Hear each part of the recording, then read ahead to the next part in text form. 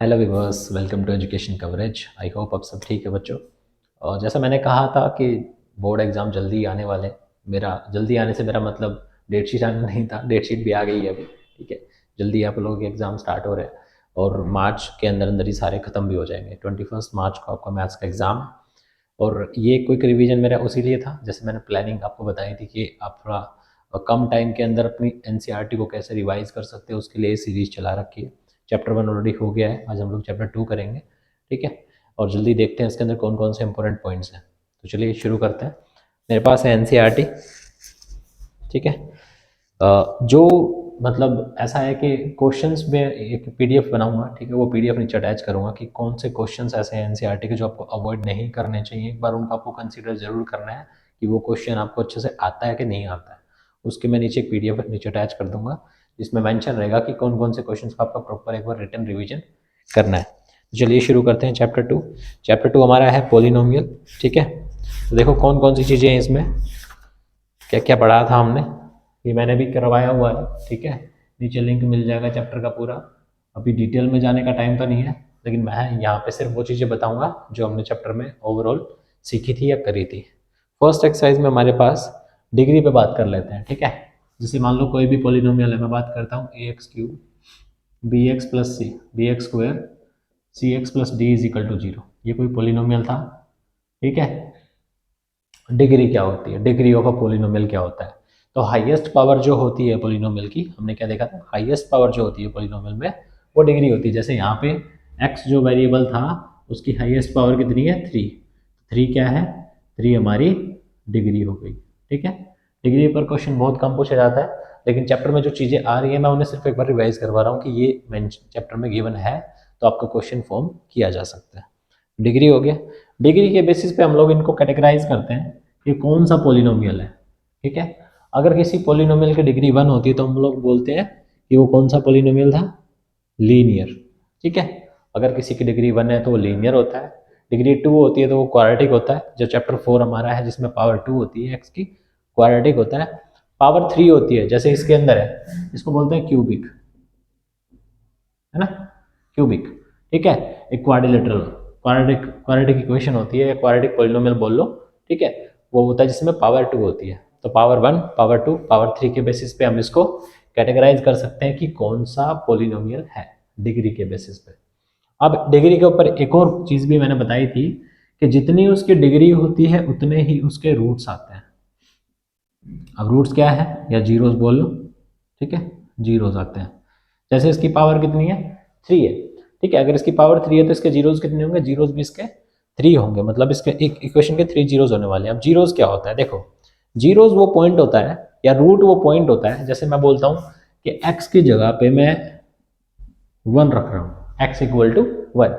तो अगर मैं इस पोलिनोमियल में एक्स की जगह पे 1 रखता हूँ और उसका आंसर 0 आ जाता है, मैंने एक्स की जगह पे 1 रखा और उसका आंसर 0 आ गया, तो मैं बोलूँगा कि ये इस इक्वेशन का, इस पोलिनोमियल का एक रूट है, एक जीरोज है।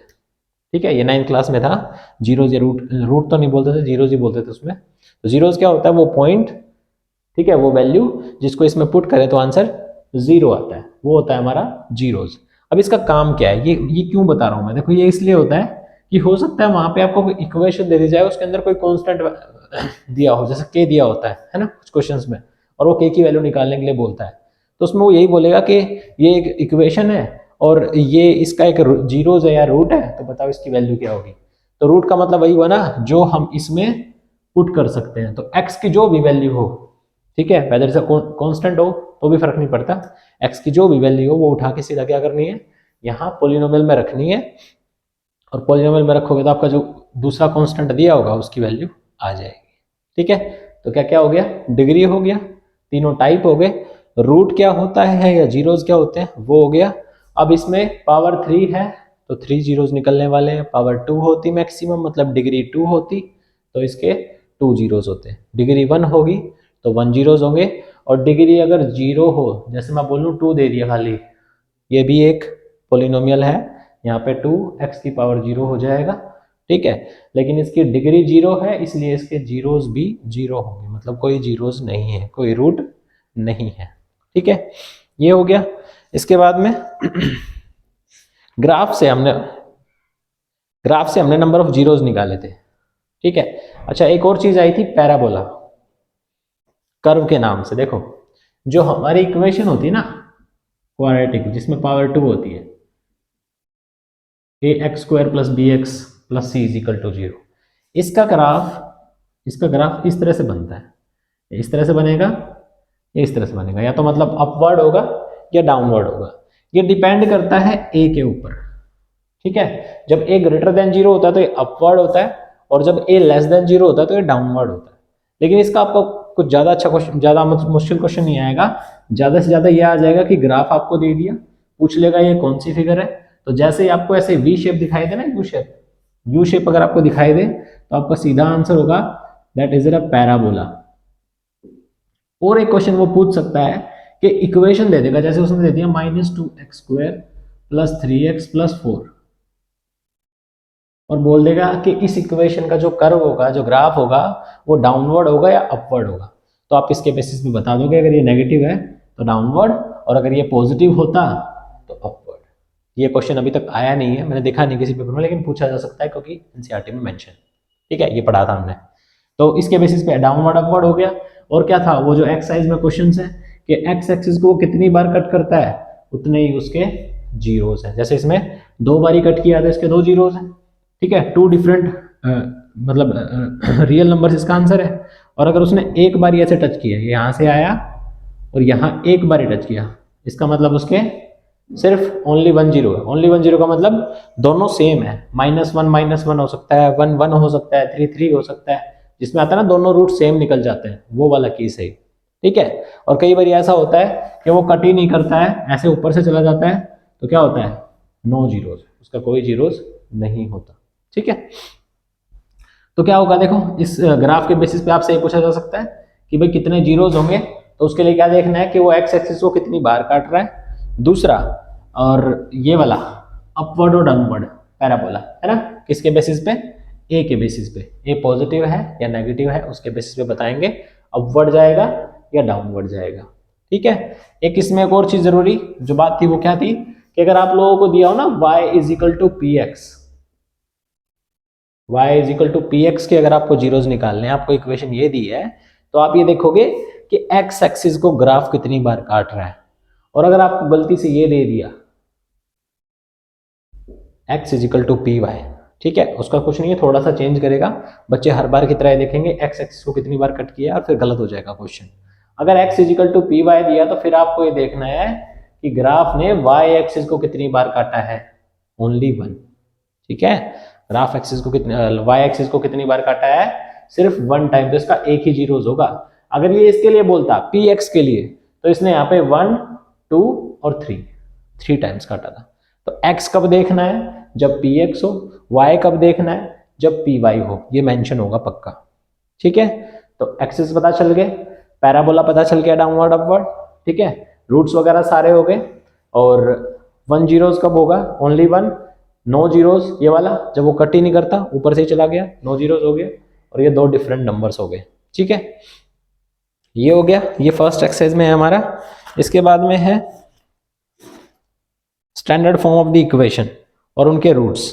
देखो ध्यान से, स्टैंडर्ड फॉर्म क्या होती है क्वाड्रेटिक इक्वेशन की, ax² + b + c = 0, है ना। अब जो इसके कोफिशिएंट्स है ना, इसमें और रूट्स में एक रिलेशन होता है। रूट मैंने बताया ना अभी क्या होता है, रूट वो नंबर होता है जो उसमें पुट करते हैं तो 0 आता है। तो इन कोफिशिएंट में और रूट्स में एक रिलेशन होता है। लेट्स से इसके रूट हम लोग क्या लेते हैं, अल्फा और बीटा लेते हैं। इसके 2 रूट्स होंगे क्योंकि पावर 2 है, डिग्री 2 है, इसलिए हम लोगों ने अल्फा और बीटा ले लिया। तो देखो क्या रिलेशन होता है कि अल्फा + बीटा हमने क्या लिया था, -b/a होता है, और अल्फा × बीटा c/a होता है। ये 2 रिलेशन है, ठीक है। ये प्रोडक्ट और ये सम हो गया, सम हो गया, प्रोडक्ट हो गया। ये कोफिशिएंट और रूट्स के बीच में रिलेशनशिप है, इसे वेरीफाई करना भी आता है। सेकंड एक्सरसाइज में क्वेश्चन दिया हुआ है, ठीक है, कई सारे पार्ट्स हैं उसके, उसमें वेरिफिकेशन बता रखे है कि कैसे वेरीफाई करते हैं इसको। तो आपके पास कोई भी इक्वेशन हो सकती है और उससे आपको ये दोनों वेरीफाई करने के लिए बोला जा सकता है, सम भी और प्रोडक्ट भी, ठीक है। तो इसके लिए मैं एक एग्जांपल दे देता हूँ। जैसे मान लो x² था हमारे पास, 5x था, और यहाँ मान लो 6 था, ठीक है, पॉजिटिव नहीं होगा, फिर ये नेगेटिव होगा, माइनस का 5x।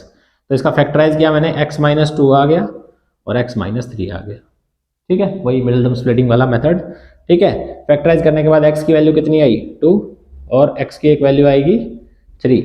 लेट्स से ये अल्फा है और ये बीटा है, यहाँ पे आप वैल्यू पुट करोगे अल्फा प्लस बीटा की और फिर माइनस बी ओपन ए से कंपेयर करोगे, दूसरी तरफ अल्फा इंटू बीटा दोनों की मल्टीप्लाई करोगे और फिर कंपेयर करोगे, तो आप देखोगे दोनों के दोनों आंसर सेम आ रहे हैं, ठीक है। मैं करके दिखा देता हूँ ये क्वेश्चन ताकि थोड़ा आइडिया हो जाए इसमें क्या क्या किया था।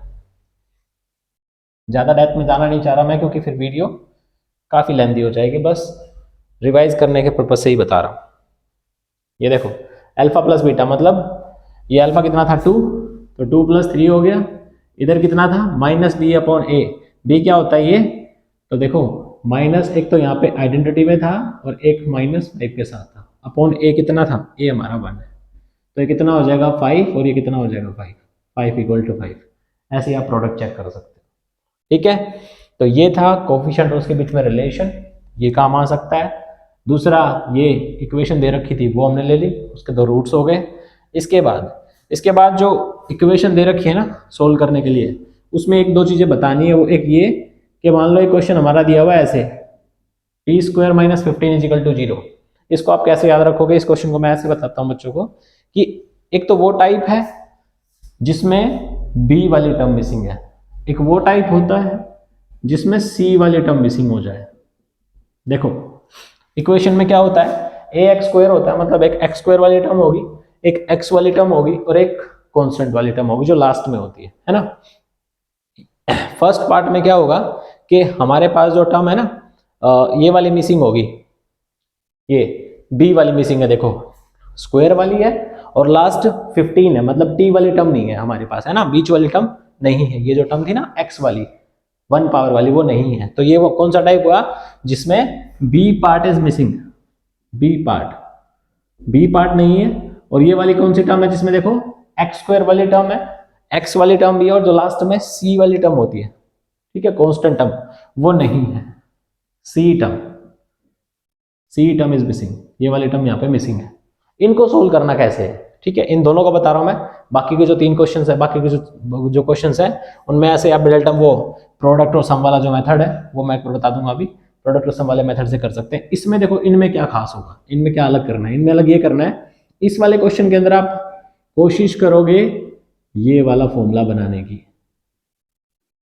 ठीक है, ए प्लस बी और ए माइनस बी, ए स्क्वायर माइनस बी स्क्वायर वहां पे आपका बनेगा ही बनेगा, whether it is a perfect square number और नॉट। जैसे मान लो 15 है, 15 किसी का स्क्वायर नहीं होता, तो हम इसको ये लिख सकते हैं that it is the T square and this can also be written as under root 15 square, ठीक है। इसको हम क्या कर देंगे टी स्क्वायर और माइनस में अंडर रूट 15 का स्क्वायर। अब देखो क्या हो जाएगा, ये A square minus B square हो गया, तो टी प्लस अंडर रूट 15 और टी माइनस अंडर रूट 15। अब यहाँ से टी की एक वैल्यू आ जाएगी माइनस अंडर रूट 15, टी की एक वैल्यू आ जाएगी प्लस अंडर रूट 15, आगे दोनों वैल्यूज, ठीक है। ये वैल्यूज हमारी अल्फा और बीटा हो जाएंगी, फिर जैसे हम लोग क्वेश्चन सोल्व करते हैं वैसे ही कर देंगे। मैं बस ये बताना चाह रहा था कि इसके अंदर सम और प्रोडक्ट वाला मेथड यूज नहीं करना है, ये क्वेश्चन थोड़ा डिफरेंट है, इसमें फैक्टराइज करने के लिए हम ए स्क्वायर माइनस बी स्क्वायर का यूज करेंगे। इधर आ जाओ, इस वाले पार्ट को कैसे करना है। अब इसमें वो वाली चीज अप्लीकेबल नहीं है, ठीक है ना, कि हमने ए स्क्वायर माइनस बी स्क्वायर बना दिया।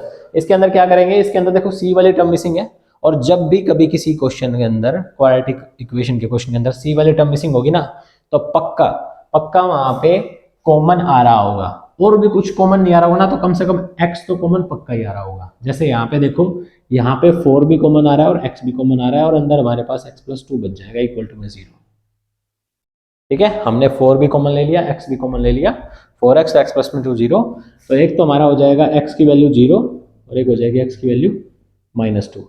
ये x की वैल्यू 0 कैसे हुई, 4 वहां जाकर डिवाइड हो गया, तो x की वैल्यू 0, ठीक है। ये है सेकंड टाइप। थर्ड टाइप जो नॉर्मल क्वेश्चन होता है, जैसे कि ये था हमारे पास, है ना। क्या होता है इसमें, फर्स्ट वाला नंबर जो होता है यहाँ पे कुछ भी नहीं, 1 हो गया, तो फर्स्ट वाले नंबर की और लास्ट वाले नंबर की मल्टीप्लाई करते हैं, कितना आया 6, तो प्रोडक्ट हो गया। और जो बीच वाला नंबर होता है यहाँ पे दिया हुआ -5, ये क्या होता है हमारा सम, तो हमें ऐसे नंबर लेट करने होते हैं जिनका प्रोडक्ट 6 आए और जिनकी मल्टीप्लाई करें, सॉरी हाँ जिनकी मल्टीप्लाई करें, हाँ प्रोडक्ट 6 आए और जिनकी एडिशन या जिनको प्लस करें तो माइनस का 5 आए। अब ऐसे नंबर हमारे क्या है, मैंने बताया था ये हमें प्रोडक्ट वाले नंबर से सोचना है कि भाई मैं 6 कैसे कैसे ला सकता हूँ। मैं 6 1 मल्टीप्लाई 6 से ला सकता हूँ, मैं 6 को 2 मल्टीप्लाई 3 से ला सकता हूँ, और कोई तरीका नहीं है। 6 का फैक्टराइजेशन इतना ही होता है। तो देखो मैं 1 और 6 लेने गया तो मैं 1 में चाहे 6 प्लस करूँ चाहे माइनस करूँ 5 तो आएगा नहीं। एक मिनट, 5 चाहिए ना, हाँ 1 और 6 से भी 5 आ जाएगा, चलो ठीक है। और दूसरा 2 और 3 है, इसको भी ऐड करता हूं तो भी 5 आता है। एक बार देखो जरा,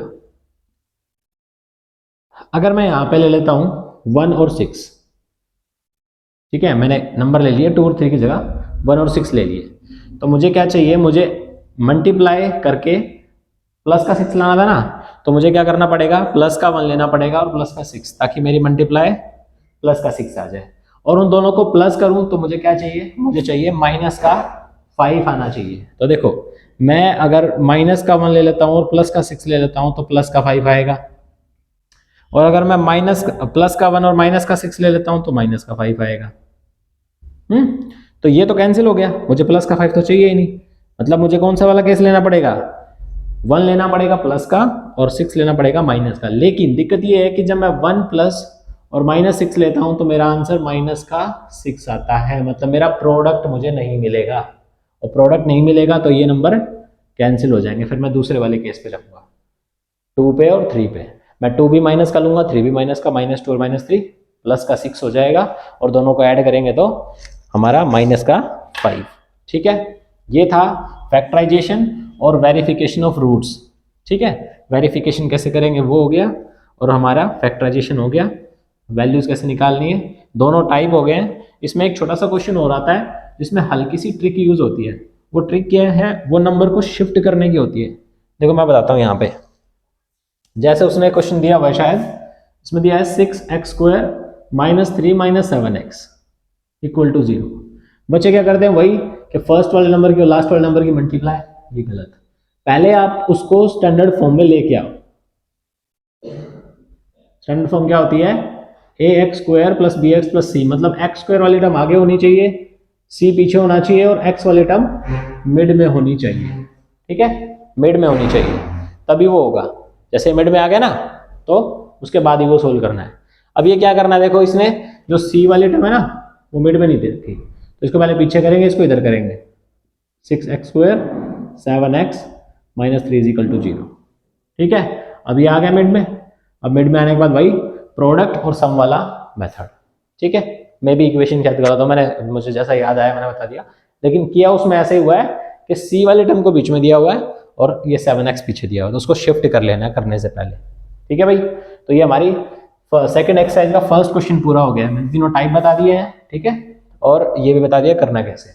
सेकंड टाइप में क्या दिया हुआ है, सेकंड टाइप में दे रखा है कि सम ऑफ रूट, लेट से इतना दिया है, और प्रोडक्ट ऑफ रूट, लेट से किसी क्वेश्चन में इतना दिया है।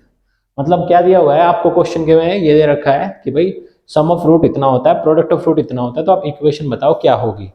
ठीक है, इक्वेशन इसकी डायरेक्टली बनानी है, क्योंकि यूजुअली जो क्वेश्चन पूछे जा रहे हैं ना, वो डायरेक्टली पूछे जा रहे हैं। मैंने इसका दूसरा मेथड भी बताया था, वो नीचे आपको वीडियो में मिल जाएगा, जिसमें हमने ए बी सी की वैल्यू अलग अलग फाइंड की थी। ठीक है, लेकिन मैं यहाँ पे डायरेक्टली बता रहा हूँ। तो क्वाड्रेटिक इक्वेशन का एक डायरेक्ट रिलेशन होता है, वो ये होता है x² - x ब्रैकेट में अल्फा प्लस बीटा प्लस में अल्फा इंटू बीटा = 0।